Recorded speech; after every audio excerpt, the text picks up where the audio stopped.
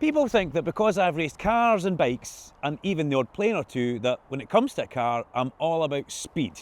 Well, that's not strictly true. I look for styling, I look for comfort, space, and most of all, efficiency. Now, at Arnold Clark today, we're going to be putting 4 cars through a group test, 4 of the best cars money can buy for fuel efficiency. We've gone to Arnold Clark and we've picked up the 4 best cars they have in their fleet, and today we're going to start with the small, but mighty, Peugeot 208.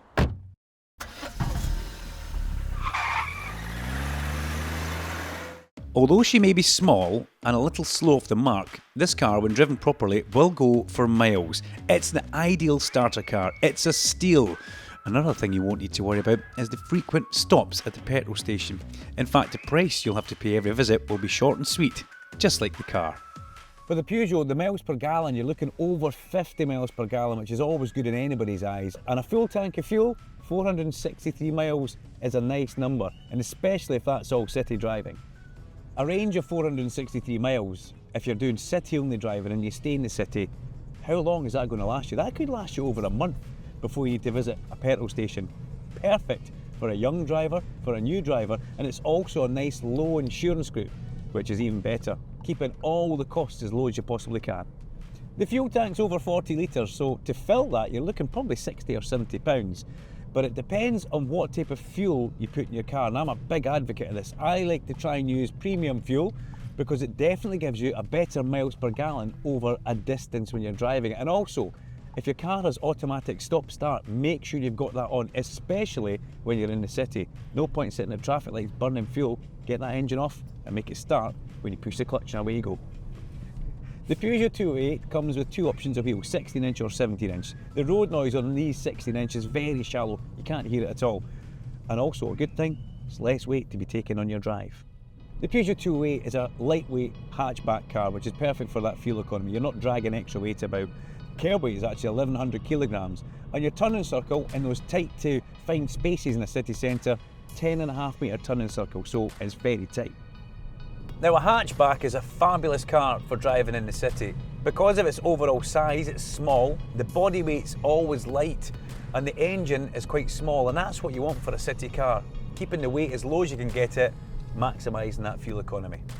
The Peugeot 208 is one for all and all for one. It comes in every variation you can imagine. It comes in full EV, it comes in hybrid, it comes in petrol, it comes in diesel. So there's something for absolutely everybody. So what sets this car apart from the rest in the group test? Well, this is the OG for city driving. It's a small car, it's got a nice light engine, and it's going to be perfect for you getting from A to B. And just think about it, with the range, you're never going to visit a petrol station. This little car is absolutely perfect for just floating about town, cruising about town, doing exactly what you need from A to B.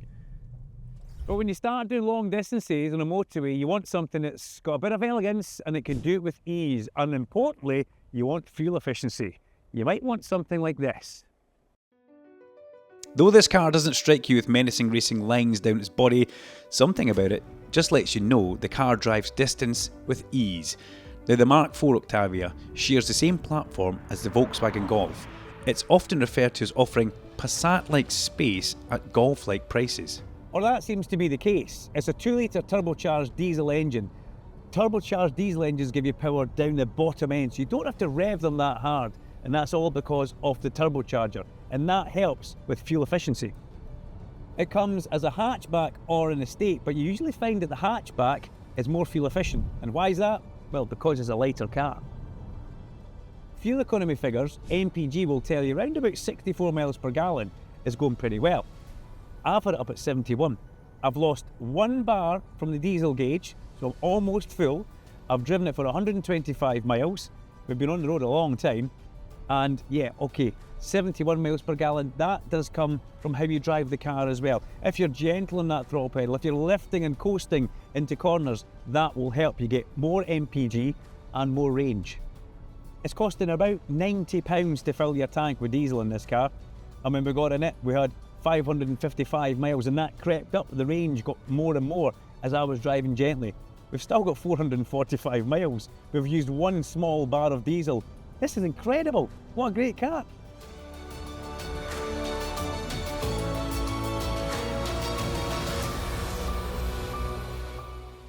Out here is where this car is in its element. Long, straight, open roads or on a motorway.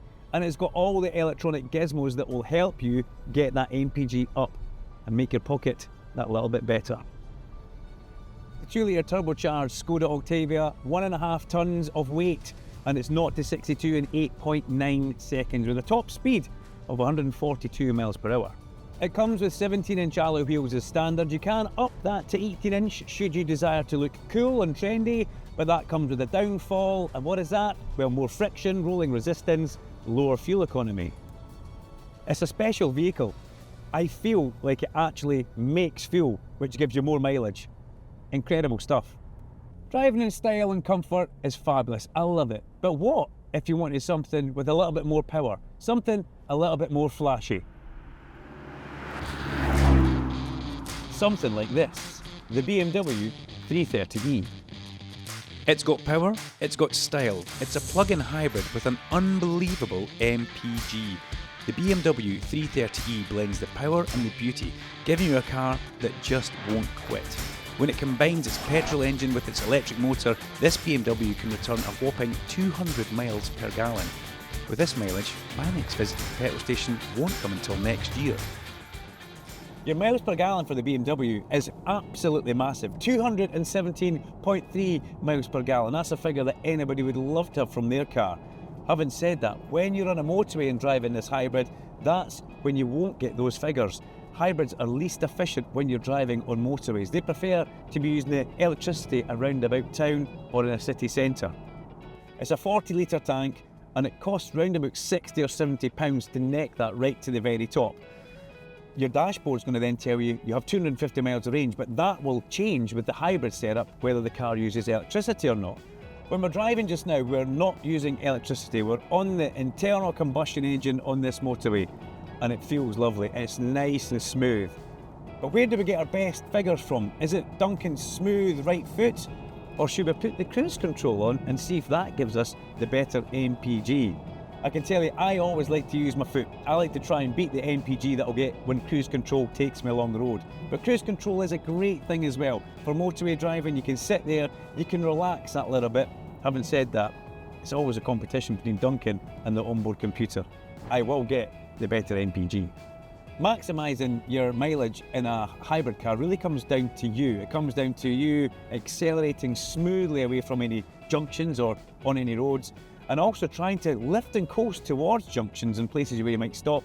So if there's a regenerative braking on the car, it will dump back in towards your hybrid battery. That's how you extend your mileage, and that's how you drive that little bit smoother and safer.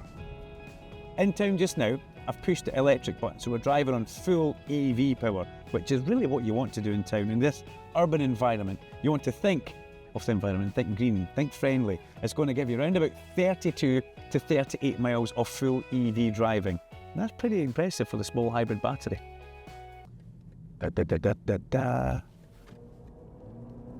Oh God, Hans Zimmer's back.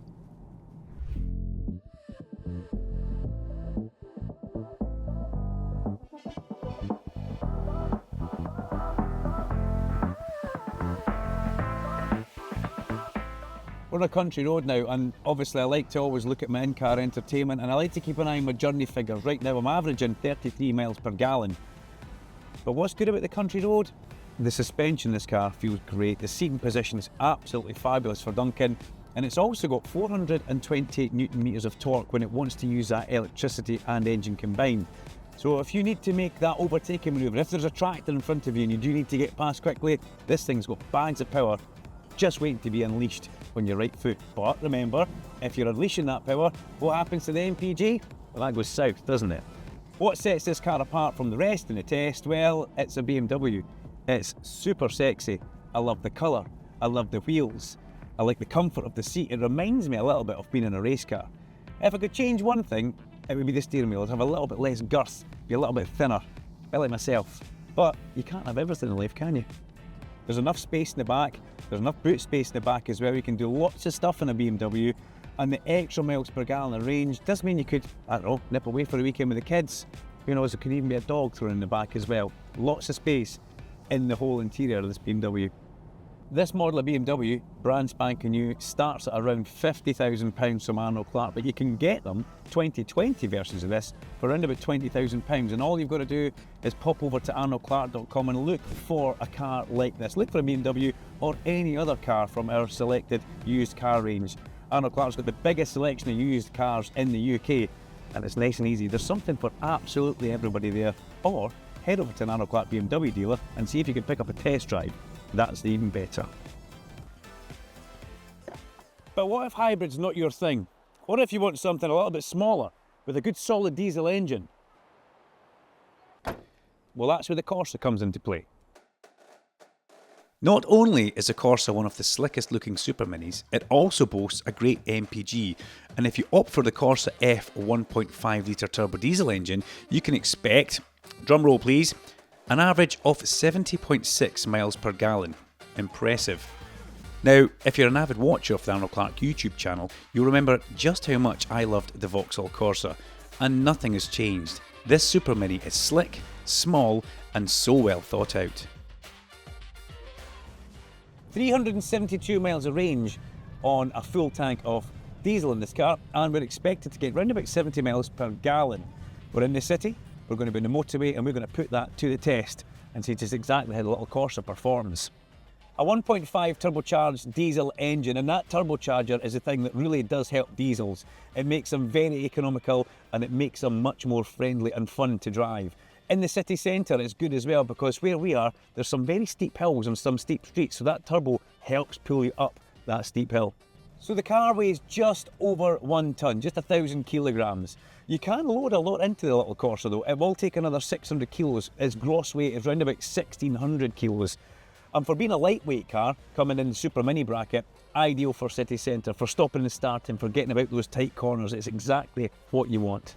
So the Corsa has been around for a long time, and I said earlier on, its longevity speaks for itself. But it's a small car, so it's perfect for that city dweller. But when you're inside, you'll notice I've got a lot of headroom here, good bit of legroom. It's not as small as you would think. If your city has a low emission zone like what I'm in just now, we're right bang smack in the middle of it, the little Corsa gives you the comfort and ease knowing that you can come in for business, for pleasure, whatever, and still meet that threshold of the low emissions. Very important part of life, that. Are you somebody that commutes into work and you do actually have a little bit of a drive? You maybe have that short commute on a motorway. Perfect for you. Get the car up to speed, get the car up to temperature, watch the miles increase. So motorway driving in the little Corsa, it sits well in both lanes, whether you're in the slow lane or the fast lane and you need to overtake. And actually, as we're cruising along here, I'm gaining mileage, and I like that. Anything that's free is good for Duncan. 397 miles of range now as we sit on this national speed limit bit of motorway. Another thing I do like that's caught my eye, 6-speed gearbox. As you put it into 6th gear, the engine really spins at a low revolution per minute, so you're not using a lot of revs, you're not using a lot of fuel.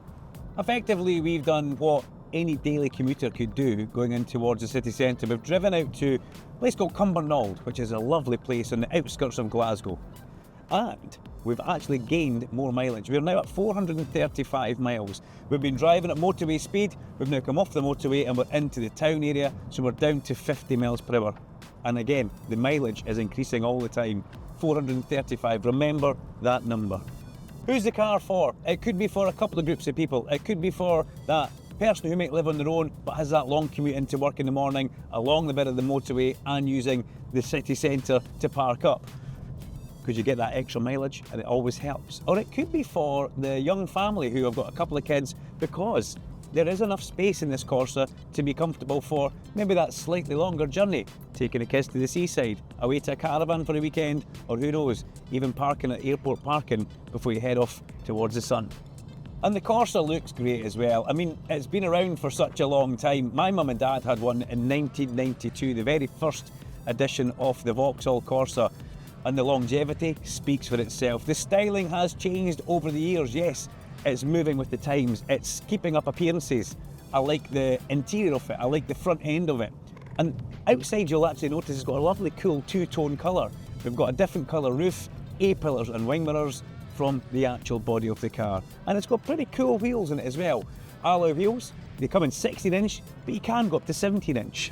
One thing I have noticed, and I'm used to many of the cars I use with Arnold Clark to have driving modes all over the place. One mode for all in this Corsa. One ring to rule them all. No chance to change it. You've got a mode which they've given you, and Vauxhall are happy with what you've got. So what is the most fuel efficient car? There's certain traits you want to look for. You need a lightweight body, fuel types, technology and innovation. But it all comes back to you. Only you know the answer of what car fits your daily needs. Leave some comments in the box below. Give us some hints and tips. Have I missed something that I haven't told you guys about fuel efficiency? I'm Duncan Vincent. This is Arnold Clark YouTube channel. Like and subscribe, and make sure you hit that bell icon so you never miss an upload from us. Until next time, enjoy driving.